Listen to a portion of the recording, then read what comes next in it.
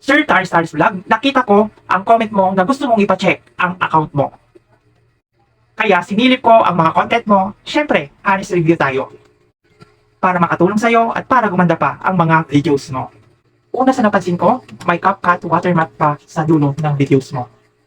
Sir, baka naman, madali lang tanggalin yan para mas mukhang legit at hindi parang minadali.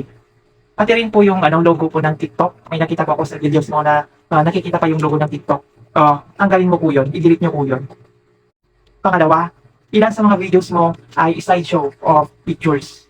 Okay lang naman yan minsan, pero mas engaging kapag may actual video clips o kahit konting effect para hindi puro static images lang.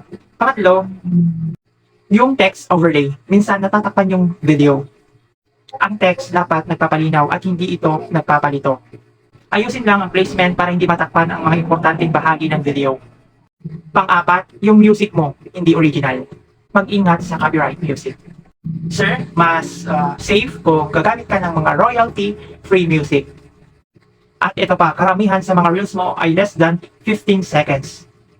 Mas mabilis pa sa alas 4. Mas okay kung medyo habaan mo.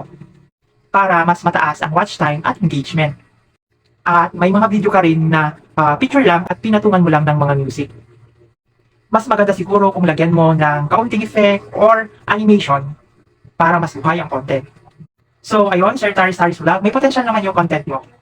Konting tweaks lang sa editing, music at video duration para siguradong mas gaganda ang quality. Keep it up, i-delete ang dapat i-delete at gumawa ng mga engaging content. So maraming salamat sa pagtitiwala. This is your VCD Vlogger and follow for more tips.